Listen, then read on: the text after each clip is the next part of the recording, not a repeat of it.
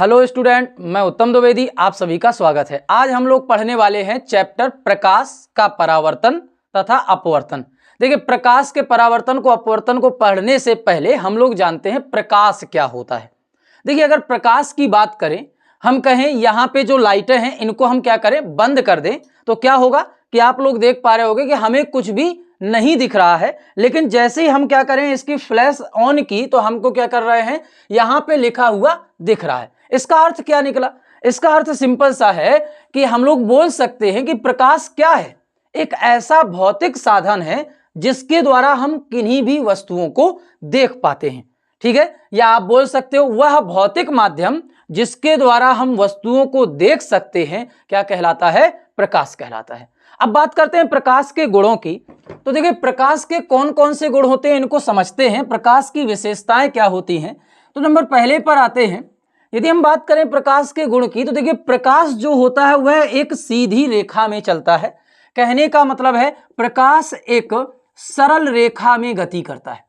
सरल रेखा का मतलब है कि यदि किसी प्रकाश स्रोत से प्रकाश निष्कासित हुआ तो वह जिस दिशा में निष्कासित हुआ है उसी दिशा में जाएगा। ऐसा नहीं होगा कि यह अपने मार्ग में क्या हो जाए, वक्र हो जाए। वह कैसा जाएगा, एक सीधी रेखा में गति करेगा।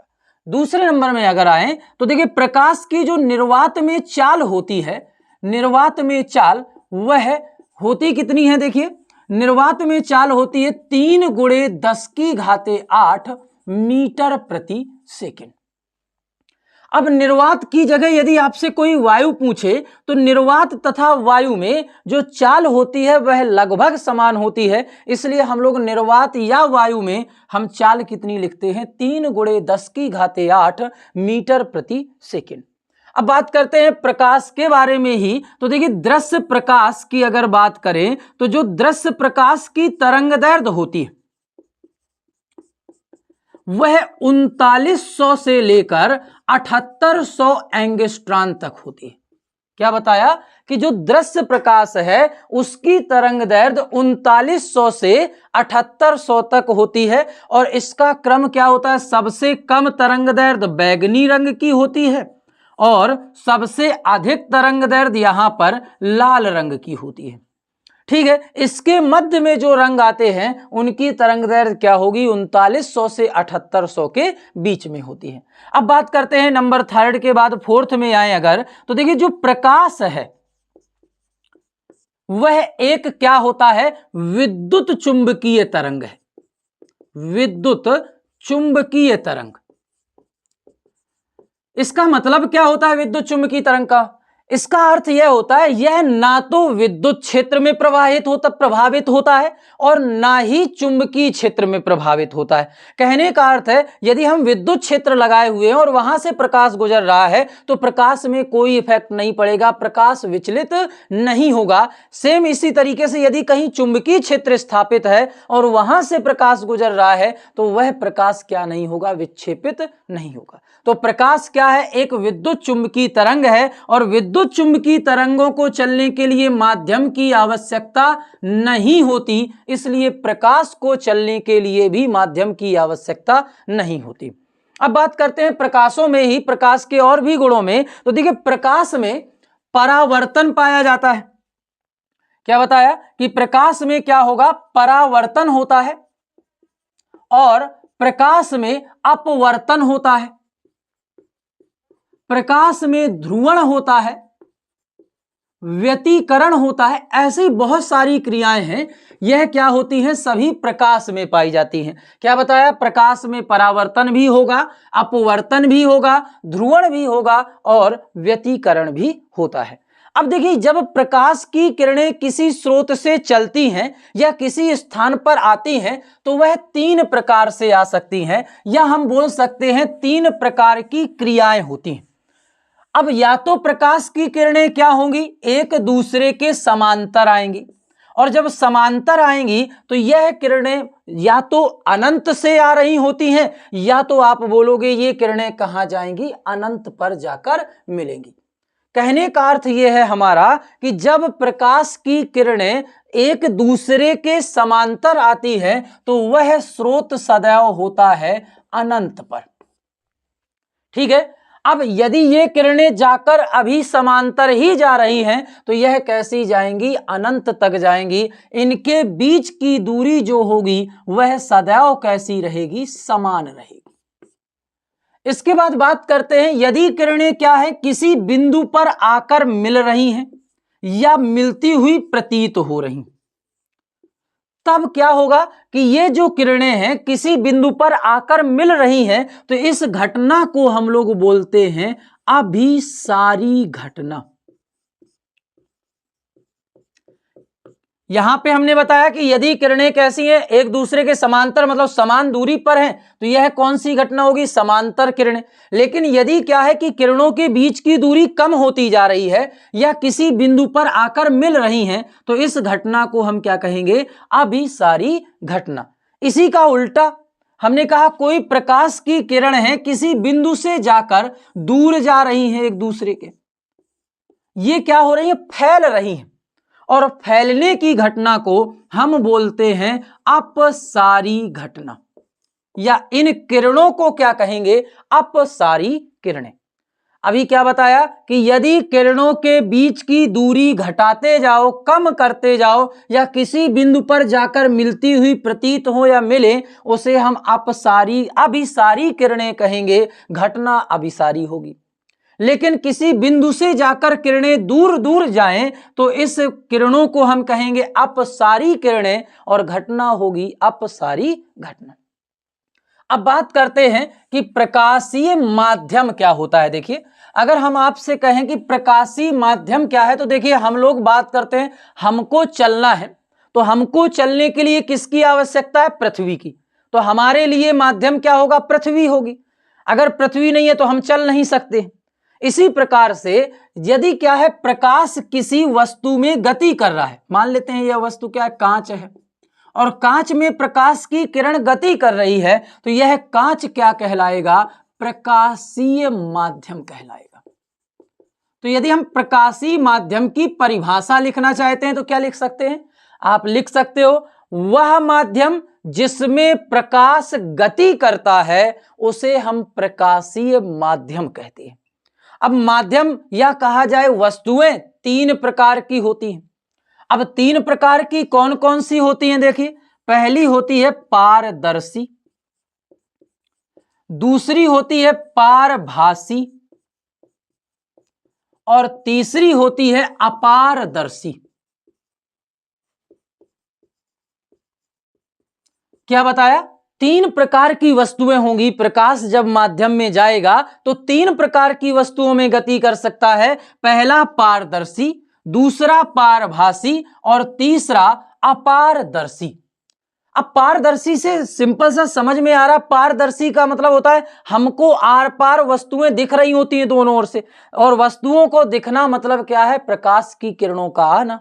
इसका मतलब क्या निकला कि प्रकाश की किरण यदि क्या करती है, किसी माध्यम को आसानी से पार कर जाती है, एक तरफ से दूसरी तरफ पहुंच जाती है आसानी से,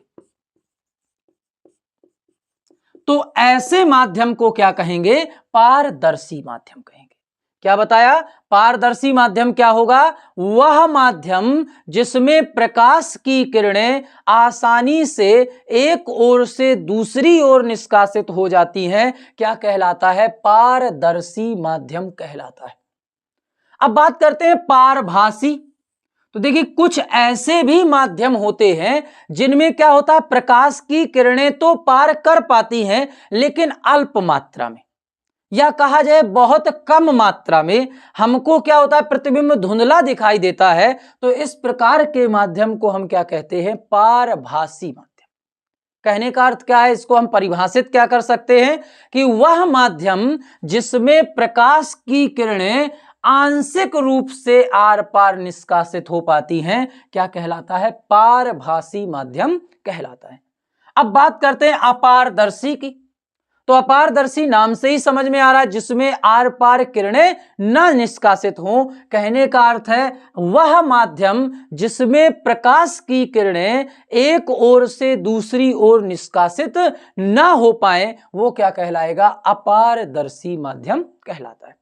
अब एग्जाम्पल की बात कर लेते हैं कि पारदर्शी माध्यम के उदाहरण क्या होते हैं। तो तो देखिए सिंपल सा उदाहरण है कांच। कांच से प्रकाश की किरणें आर पार आराम से निष्कासित हो जाती हैं। दूसरा वायु, हम लोग वायु के आर पार देख पा रहे होते हैं, वायु माध्यम है, हमको वस्तुएं आर पार दिख रही होती हैं, तो वायु भी कैसा माध्यम है? पारदर्शी माध्यम। साफ जल, साफ जल, साफ जल भी कैसा माध्यम है? यहां पर पारदर्शी माध्यम है। तो आपको समझ में आई होगी बात। अब बात करते हैं पारभासी माध्यम की। तो पारभासी माध्यम कौन सा होगा? जिसमें हमें क्या हो? प्रकाश की बहुत कम मात्रा निष्कासित होती हुई दिखे। इसका मतलब आप बोल सकते हो घिसा हुआ कांच, घिसा हुआ कांच। यदि हम किसी कांच को क्या कर दें? थोड़ा सा घर्षण करा दें, घिस दें, तो क्या होगा? उसके आर पार हमको वस्तुएं धुंधली दिखाई देती हैं या कम दिखाई देती हैं। तो इसलिए वह कैसा माध्यम होगा? पारभासी। या आप बोल सकते हो गंदला जल, या इसी को हम बोल सकते हैं गंदा जल। जल में क्या हो? अशुद्धि मिली हो तो हमको क्या होगा? वस्तु को देखने में कठिनाई होगी, तो वह भी माध्यम कैसा होगा? पारभासी होगा। या तेल में डूबा हुआ कागज। अब कागज को यदि हम क्या करते हैं? आर पार देखना चाहते हैं तो वस्तु हमें नहीं दिखेगी, लेकिन जैसे हम उसको तेल में डुबोएंगे तो उसमें क्या होगा? हमको वस्तु दिखेगी, लेकिन कठिनाई से। अपारदर्शी की बात करते हैं तो अपारदर्शी माध्यम जैसे हमारा ये व्हाइट बोर्ड है ना, इसके आर पार हम नहीं देख पाते कि इसके पीछे क्या है। कमरे की दीवारें, कमरे की दीवारों के आर पार हम नहीं देख सकते हैं। या हम बोल सकते हैं जैसे हमारे हाथ में क्या है? डस्टर, तो यह लकड़ी का बना हुआ है, तो इसके आर पार भी नहीं देख पाते। ये सभी कैसी वस्तुएं हैं? अपारदर्शी वस्तुएं या अपारदर्शी माध्यम। अब बात करते हैं प्रकाशीय घटनाओं में। सबसे पहले यहां पर समझते हैं प्रकाश का परावर्तन, है ना। प्रकाश का परावर्तन क्या होता है, इसके बारे में हम लोग समझते हैं। देखिए प्रकाश के परावर्तन के बारे में यदि हम समझें तो यदि हम कोई चिकना तल ले लें या कहें चिकनी सतह ले लें, यह मान लेते हैं कोई चिकनी सतह है, और यदि हम कहें कोई प्रकाश की किरण आई और यह किसी माध्यम में आ रही है, तो इसको हमने कह दिया माध्यम नंबर क्या है? ये फर्स्ट है। अब प्रकाश की किरण आई और चिकने तल से टकराकर पुनः उसी माध्यम में वापस लौट गई। तो प्रकाश की किरण जब आकर चिकने तल से टकराकर पुनः उसी माध्यम में वापस लौट रही है, तो इस घटना को हम क्या कह रहे हैं? प्रकाश का परावर्तन। अब इसको लिखें कैसे? लिखे क्या सकते हैं? तो देखिए लिखने के लिए सिंपल सा है कि क्या लिखोगे?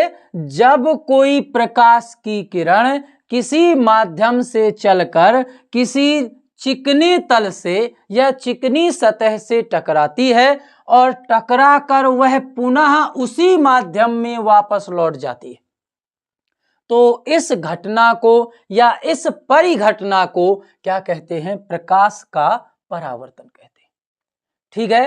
अब प्रकाश के परावर्तन को समझने के लिए हम मान ले रहे हैं कि यह किरण जो है वह प्रकाश के स्रोत से आ रही है। तो जो किरण आती है उस किरण को हम सदैव बोलते हैं आपतित किरण। क्या बोलेंगे? आपतित किरण। अब आपतित किरण चिकने सतह पर टकराएगी, तो जिस बिंदु पर टकराती है उस बिंदु को हम लोग बोलते हैं आपतन बिंदु, तथा आपतन बिंदु से टकराकर वह क्या हो गई? वापस उसी माध्यम में लौट गई। और घटना कौन सी हुई है? परावर्तन। इसलिए इस किरण को बोलते हैं परावर्तित किरण। अब यदि हम क्या करें कि ये जो चिकनी सतह है या माध्यम है, इसके अभिलंबवत एक रेखा खींच दें, तो इस अभिलंबवत रेखा को बोलते हैं अभिलंब। और अभिलंब के साथ सदैव क्या लिए जाते हैं? कोण लिए जाते हैं। अभिलंब के साथ आपतित किरण का बना हुआ कोण आई कहलाता है और इसका नाम होता है आपतन कोण। तथा अभिलंब के साथ जो किरण लौटी है, परावर्तित हुई है, उसका कोण कहलाता है आर और इसे हम बोलते हैं परावर्तन कोण। ठीक है, तो क्या समझाया, देखिए हमने बताया कि जो किरण क्या होती है, स्रोत से आती है, तो आने वाली किरण आपतित किरण कहलाती है। किसी बिंदु पर मिलेगी तो उस बिंदु को आपतन बिंदु कहते हैं, तथा किरण टकराने के पश्चात माध्यम में वापस लौट गई तो लौटने वाली किरण परावर्तित किरण कहलाती है। यदि माध्यम के लंबवत हम रेखा खींचें तो यह रेखा अभिलंब कहलाती है, और यह वास्तव में नहीं होती है। किरणें आई हैं, लौटी हैं, ये हमने क्या किया, अपने मन से काल्पनिक रेखा खींची। तो अभिलंब के साथ आपतित किरण का बना हुआ कोण आपतन कोण, अभिलंब के साथ परावर्तित किरण के साथ बना हुआ कोण परावर्तन कोण कहलाता है। अब बात करते हैं परावर्तन के नियमों की, कि प्रकाश के परावर्तन के कितने नियम होते हैं। तो देखिए, प्रकाश के परावर्तन के 2 नियम होते हैं सदैव, और दोनों नियम आपको यहां पर चित्र में दिख रहे हैं। पहला नियम क्या होता है, देखिए यदि हम लोग देखें तो आपतित किरण, क्या बताया, आपतित किरण कौमा परावर्तित किरण तथा आपतन बिंदु पर अभिलंब, आपतन बिंदु पर क्या खींचा गया है, अभिलंब, तीनों एक ही तल पर होते हैं। तल का अर्थ होता है पृष्ठ, और ये तीनों जो रेखाएं हैं ये वह एक ही पृष्ठ से होकर गुजरती हैं। तो आप क्या बोलोगे, पहला नियम क्या होता है प्रकाश के परावर्तन का, आपतित किरण परावर्तित किरण तथा आपतन बिंदु पर अभिलंब तीनों एक ही तल पर होते हैं। और दूसरा नियम होता है, देखिए दूसरे नियम की अगर बात करें तो जो आपतन कोण है I और परावर्तन कोण है R, वह सदैव आपस में बराबर होते हैं। क्या बताया कि आपतन कोण I व परावर्तन कोण R आपस में बराबर होते हैं। ठीक है, समझ में आई होगी बात। अब आते हैं, देखिए प्रकाश के परावर्तन के कितने प्रकार होते हैं। तो यदि हम प्रकाश के परावर्तन के प्रकार की बात करें तो देखिए, प्रकाश का परावर्तन 2 प्रकार से हो सकता है। पहला होता है नियमित परावर्तन, नियमित परावर्तन, और बात करें दूसरे की तो देखिए दूसरा होता है अनियमित परावर्तन, अनियमित परावर्तन, या इसी को विसरित परावर्तन भी बोलते हैं। तो नियमित परावर्तन का अर्थ क्या होता है कि यदि कोई चिकनी सतह है वह सपाट है, सपाट का मतलब है कि वह कैसी है, तीक्ष्ण सतह है, चिकनी सतह है, तो उससे प्रकाश की किरण टकराएगी तो जो समांतर किरणें आ रही हैं तो वो वापस भी समांतर ही चली जाएंगी। कहने का मतलब पहली किरण इस तरीके से आई और वापस लौट गई, दूसरी किरण यदि इसके समांतर आपतित हुई तो वह कैसी जाएगी, इसी के समांतर वापस लौट जाएगी। तो इस प्रकार के परावर्तन को हम नियमित परावर्तन बोलते हैं। अनियमित की बात करें यदि, तो अनियमित परावर्तन देखिए क्या होता है कि यदि सतह खुरदरी हो या क्या हो, वक्र हो, तो यहां पर समांतर आने वाली किरणें अलग अलग दिशाओं में विसरित होती हैं। अलग अलग दिशाओं का मतलब है यह किरण हो सकता है इस तरफ चली जाए, यह किरण हो सकता है इस साइड चली जाए, यह किरण हो सकता है इस साइड चली जाए।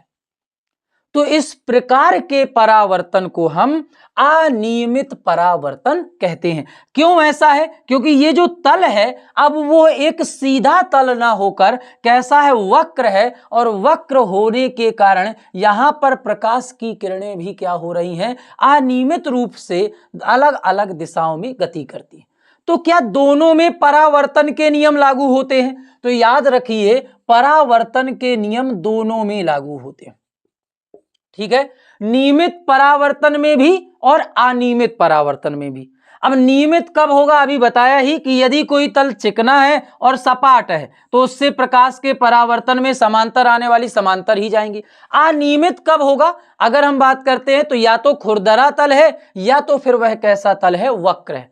अगर हम उदाहरण की बात करें तो एक उदाहरण बहुत सिंपल सा है। देखिए कि यदि क्या है कि हम लोग जैसे रात्रि में यात्रा कर रहे हैं और रात्रि में यदि यात्रा कर रहे हैं तो हमारी जो हेडलाइट होती है वो रोड पर आपतित होती है, और रोड कैसा होता है? खुरदरा। यदि रोड सूखा है तो वह खुरदरा होगा, तो वहां पर प्रकाश की किरणें पड़ेंगी, आसपास पड़कर परावर्तित होकर हमें वस्तु कैसी दिखाई देगी? स्पष्ट दिखाई देती है। तो हमें आसपास की चीजें हमें दिखाई देती हैं। क्यों? क्योंकि वहां पे यहां से भी परावर्तन हो रहा होता है, यहां से भी, हर एक जगह से। लेकिन यदि बरसात हो जाए तो क्या होगा? वही जो रोड है वह चिकना हो जाएगा, जिससे जो प्रकाश जाएगा वह चिकनी सतह से टकराकर सीधा निष्कासित हो जाएगा, जिस कारण से हमें आसपास की जो वस्तुएं पहले दिख रही थी अब उसकी अपेक्षा हमें कम वस्तुएं दिखेंगी, जिसे हम क्या बोलेंगे? नियमित परावर्तन। ठीक है, तो इस कारण आप लोगों ने देखा भी होता है कि बरसात के सीजन में क्या होता है कि दुर्घटनाएं ज्यादा होती हैं रात्रि के समय। कारण सिंपल सा है, क्योंकि वहां पर प्रकाश की किरणें टकराकर आपके पास नहीं पहुंच पा रही, वो सपाट जाकर कहां निष्कासित हो जाती हैं? बाहर। लेकिन नियमित परावर्तन की जगह अनियमित होगा तो वो आपके पास आएंगी। हेलो स्टूडेंट, आज हम लोग पढ़ने वाले हैं प्रकाश के परावर्तन को, एक्सपेरिमेंट से रिफ्लेक्शन को। तो देखिए, रिफ्लेक्शन क्या होता है कि जब कोई प्रकाश की किरण आपतित होगी तो वो वापस लौटेगी। तो यदि हम लोग इसको प्रयोग में देखें तो देखिए, यदि हम लेजर बीम को दर्पण पर डाल रहे हैं तो क्या हो रहा है? इसका रिफ्लेक्शन हो रहा है, और रिफ्लेक्शन होने के कारण ये जो प्रकाश की किरण आपतित हुई है वह वापस उसी कोण पर जा रही है। यदि अब हम क्या करें कि प्रकाश की किरण का आपतन कोण कम करते जाएं तो हम लोग देख पा रहे हैं कि परावर्तन कोण भी कम होता जा रहा है, और जैसे जैसे आपतन कोण का मान बढ़ा रहे हैं वैसे वैसे परावर्तन कोण का मान भी बढ़ता जा रहा है। इसका मतलब है कि आई का मान कम करोगे तो आर का मान भी कम होगा, और आई का मान बढ़ाओगे तो आर का मान भी बढ़ेगा। आप लोगों ने पढ़ा है आई बराबर होता है आर, तो यहां पर परावर्तन का नियम फॉलो होता है। अब बात करते हैं देखिए प्रतिबिंब की। तो प्रतिबिंब होता क्या है इसके बारे में यदि चर्चा करें तो यदि हम क्या करें, जब हम दर्पण के सामने खड़े होते हैं तो हमें क्या होता है? हमारा ही स्वयं का प्रतिरूप दर्पण के भीतर दिख रहा होता है, तो उसको हम क्या बोलते हैं? हमारे द्वारा बना हुआ प्रतिबिंब। तो प्रतिबिंब होता क्या है अगर हम चर्चा करें तो देखिए, प्रतिबिंब की बात करें तो हम मान लें कि यह कोई वस्तु है, और वस्तु से यदि कोई प्रकाश की किरण चली तो वह परावर्तित होकर कहीं पर जाकर मिलेगी, और परावर्तित होकर जब कहीं मिलेगी तो यह थी वस्तु, और यह कहीं पर मिलती हुई दिखेगी या मिलती हुई प्रतीत होगी, तो इसे हम क्या बोलेंगे? प्रतिबिंब बोलते हैं। जैसे यदि आपको कहीं बाहर जाना है तो क्या करते हो आप कि दर्पण उठाया और सामने रख लिया, तो क्या होगा? आपका जो प्रतिबिंब है वह कहां पर दिख रहा होता है? दर्पण के पीछे। कहने का मतलब है आपसे होकर जो प्रकाश की किरणें हैं वो दर्पण पर टकराकर आपको कहां दिखती हैं? दर्पण के पीछे मिलती हुई प्रतीत होती, उसे हम क्या बोलते हैं? प्रतिबिंब बोलते हैं। सेम यहां पर भी वही चीज है कि यदि किसी वस्तु से चलने वाली प्रकाश की किरणें परावर्तन के पश्चात किसी बिंदु पर मिलती हैं या प्रतीत होती हैं, ठीक है, तो उसे हम क्या कहेंगे? इस वस्तु का या बिंदु वस्तु का क्या कहेंगे? प्रतिबिंब कहते हैं। ठीक है, अब प्रतिबिंब होते हैं देखिए दो प्रकार के। पहला होता है वास्तविक, और दूसरा होता है आभासी।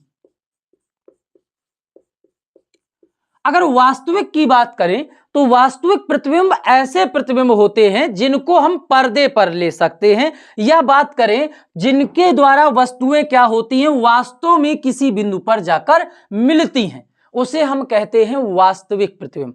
जैसे एग्जाम्पल की यदि बात करें तो हम क्या करें? दर्पण को लाकर सूर्य के सामने ले आए, तो सूर्य से जो प्रकाश की किरणें आएंगी वो टकराकर कहीं दीवार पे जाकर मिलेंगी या कहीं जाकर पर्दे पर मिलेंगी। तो सूर्य के द्वारा बनने वाला जो प्रतिबिंब है वह कैसा प्रतिबिंब होगा? वास्तविक। तो वास्तविक प्रतिबिंब क्या होगा कि जब प्रकाश की किरणें वास्तव में मिलेंगी तो इस प्रकार के प्रतिबिंब को हम वास्तविक प्रतिबिंब कहते हैं। आभासी प्रतिबिंब क्या होगा कि जब किरणें हमको मिलती हुई प्रतीत होंगी उसे हम आभासी प्रतिबिंब कहते हैं। ये आभासी जो प्रतिबिंब होते हैं वो दर्पण के पीछे बनते हैं। जैसे अभी हमने एग्जाम्पल ही दिया कि हम लोग यदि दर्पण के सामने खड़े हैं तो हमारा प्रतिबिंब क्या होगा? दर्पण के अंदर बनता हुआ नजर आएगा। लेकिन हमें किरणें मिलती हुई प्रतीत हो रही, वास्तव में नहीं मिल रही, तो ऐसा प्रतिबिंब क्या होगा? आभासी प्रतिबिंब कहलाता है। आभासी प्रतिबिंब को हम पर्दे पर नहीं ले सकते, लेकिन वास्तविक प्रतिबिंब को हम पर्दे पर ले सकते हैं। ठीक है, अब बात करते हैं दर्पण की, कि दर्पण से टकराकर वापस आ रही हैं, तो दर्पण कितने प्रकार के होंगे? तो देखिए, दर्पण की बात करें तो सबसे पहले हम आते हैं समतल दर्पण में, या हम सबसे पहले इसको समझते हैं कि दर्पण बनाते कैसे। तो देखिए, दर्पण बनाने की प्रोसेस क्या होती है कि यदि हम कोई कांच की एक स्लेट लें जो पारदर्शी हो, और इसके एक साइड हम किसी धात्विक ऑक्साइड के लेप लगा दें या पॉलिश कर दें, इसको हम बोल सकते हैं लाल ऑक्साइड, या हम क्या करें, पीबी का क्या कर दें, इस पर लेप लगा दें, पॉलिश कर दें, तो जो भी ये आकृति बनी इसको हम क्या कहते हैं, दर्पण। अब जिस तरफ से पॉलिश है उस तरफ से प्रकाश का परावर्तन नहीं होता, जिस तरफ पॉलिश नहीं है उस ओर से प्रकाश का परावर्तन होता है, इसलिए इस तल को हम कहते हैं परावर्तक तल। क्या बताया कि यदि कोई प्रकाश की किरण है वह टकराकर वापस लौटेगी तो किस तल से लौटेगी? परावर्तक तल से। हम कांच की कोई स्लेट थी, उसमें एक तरफ से लाल ऑक्साइड की हमने परत चढ़ा दी या पॉलिश कर दी, तो जिससे एक साइड हो गई हमारी बंद, तो यहां पे प्रकाश की किरण टकराएगी और वह वापस लौटेगी, तो ये जो तल है यह तल क्या कहलाएगा? परावर्तक तल। अब यदि परावर्तक तल सीधा है तो इसलिए इस दर्पण को हम बोल देते हैं समतल दर्पण। यदि परावर्तक तल समतल है तो इस प्रकार के दर्पण को हम क्या कहेंगे? समतल दर्पण। और समतल दर्पण की खासियत होती है कि जितनी दूरी पर वस्तु है उतनी ही दूरी पर प्रतिबिंब प्राप्त होता है। जितनी दूरी पर वस्तु उतनी ही दूरी पर प्रतिबिंब प्राप्त होता है, और जितनी वस्तु है उतना ही प्रतिबिंब प्राप्त होता है।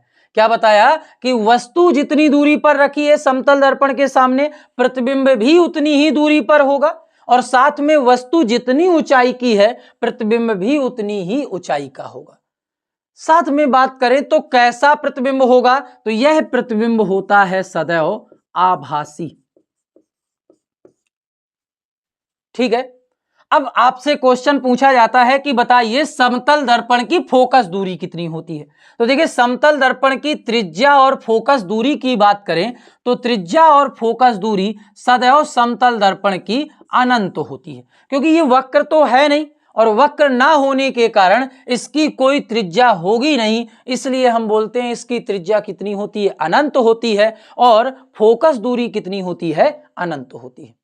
अब एक क्वेश्चन और समतल दर्पण में आता है, आपसे पूछा जाता है कि बताइए समतल दर्पण की कम से कम वह ऊंचाई ज्ञात कीजिए जिस पर किसी व्यक्ति का संपूर्ण प्रतिबिंब प्राप्त हो। कहने का मतलब, जब हम दर्पण को यूज करते हैं, यदि दर्पण छोटा है तो हमें अपना आधा प्रतिबिंब प्राप्त होता है, यदि दर्पण बड़ा है तो हमें क्या होता है? अपना संपूर्ण प्रतिबिंब प्राप्त होता है। तो वह कम से कम ऊंचाई ज्ञात करनी है जिस पर उस वस्तु का क्या हो? हमें संपूर्ण प्रतिबिंब प्राप्त हो। तो देखिए, समतल दर्पण की कम से कम लंबाई होनी चाहिए वस्तु की ऊंचाई के आधे के बराबर। कहने का मतलब है, समतल दर्पण यदि h/2 लंबाई का है तो वहां पर उस वस्तु की संपूर्ण प्रतिबिंब प्राप्त होगा। एग्जाम्पल की बात करें तो हमने कहा यदि कोई व्यक्ति है जो कि 160 सेंटीमीटर का है, और आपसे कहा जाए बताइए कि इसके लिए कितने दर्पण की ऊंचाई चाहिए कि इससे इस 160 सेंटीमीटर के व्यक्ति का प्रतिबिंब संपूर्ण प्राप्त हो, तो क्या होगा? अभी बोला ही कि h/2 कर दीजिए, तो 160 सेंटीमीटर का व्यक्ति है तो बटे में 2 कर दो, कितना आ जाएगा? 80 सेंटीमीटर। तो 80 सेंटीमीटर कम से कम ऊंचाई होनी चाहिए उस व्यक्ति, उस दर्पण की, जिसके द्वारा हमें क्या करेगा? ये व्यक्ति का संपूर्ण प्रतिबिंब प्राप्त होगा।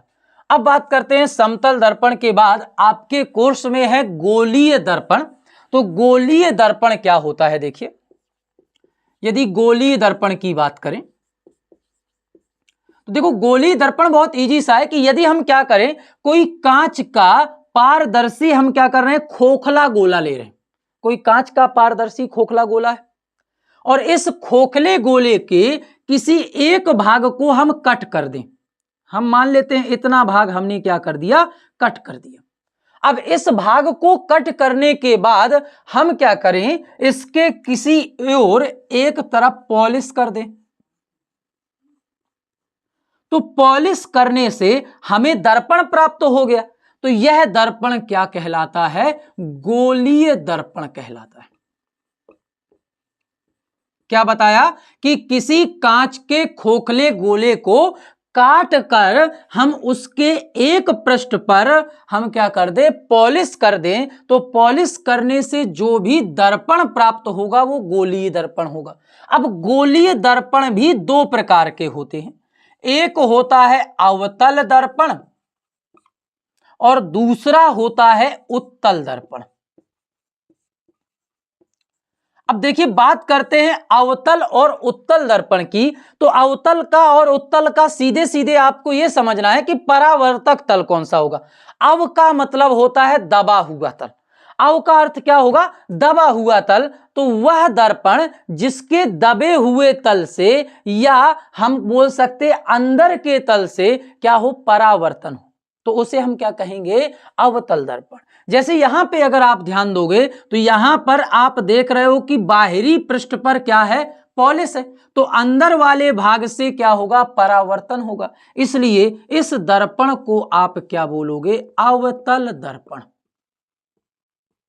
या इसी को आप बोल सकते हो, इस तरीके से भी समझ सकते हो कि यदि यह कोई दर्पण है, इसका ये जो भाग है ये अंदर का भाग है और ये भाग है उभरा भाग। तो हम कह दें कि उभरे भाग पर पॉलिश है तो अंदर वाले भाग से क्या होगा, यहां पर परावर्तन होगा। और जब अंदर वाले भाग से परावर्तन होगा तो दबे हुए भाग से परावर्तन हो रहा है। तो इस प्रकार के दर्पण को हम क्या कहेंगे, अवतल दर्पण। अब इसका उल्टा यदि आपसे कह दे कि दर्पण को काटा गया और उसके अंदर वाले भाग पर क्या किया गया, पॉलिश की गई। अब अंदर वाले भाग पर यदि पॉलिश की गई है तो बाहर वाले भाग से क्या होगा, परावर्तन। कहने का अर्थ है ये दर्पण है, इसके अंदर वाले भाग पर पॉलिश है, तो इसके बाहर वाले भाग से क्या होगा, परावर्तन। और यदि बाहर वाले भाग से परावर्तन होगा तो इस प्रकार के दर्पण को हम लोग बोलते हैं उत्तल दर्पण। तो सिंपल सी बात है, आपको समझ में आया होगा क्या है कि अवतल दर्पण क्या है, जिसमें अंदर के भाग से दबे हुए भाग से प्रकाश का परावर्तन हो, अवतल दर्पण कहलाता है। उत्तल दर्पण क्या है, उभरे हुए भाग से प्रकाश का परावर्तन हो, उत्तल दर्पण कहलाता है। गोलीय दर्पण कितने प्रकार के होंगे, तो अवतल दर्पण तथा उत्तल दर्पण। आप समझते हैं, देखिए दर्पण से संबंधित कुछ परिभाषाओं को समझते हैं। हम कोई दर्पण ले लें, देखिए हम लोग कोई दर्पण बना लेते हैं। अब यह दर्पण कौन सा है, देखिए बाहरी भाग पर हमने पॉलिश की है तो अंदर वाले भाग से होगा परावर्तन, इसलिए इस दर्पण को हम क्या बोलेंगे, अवतल दर्पण। देखिए सबसे पहली परिभाषा आती है ध्रुव की, कि ध्रुव क्या होता है। ध्रुव या इसी को हम इंग्लिश में बोलते हैं पोल। यदि ध्रुव की बात करें तो देखिए दर्पण में हमने बोला था पॉलिश जिस तरफ है उसके दूसरी वाले साइड से परावर्तन होगा, तो इस तल को हम क्या बोलते हैं, परावर्तक तल। अब यदि परावर्तक तल का हम मध्य बिंदु ले लें तो जो मध्य बिंदु होता है उसी को हम ध्रुव बोलते हैं या इसी को हम क्या बोलते हैं, पोल बोलते हैं। ठीक है, क्या बताया कि दर्पण के परावर्तक तल के मध्य बिंदु को ध्रुव कहते हैं। क्या लिखोगे आप, परावर्तक तल का मध्य बिंदु।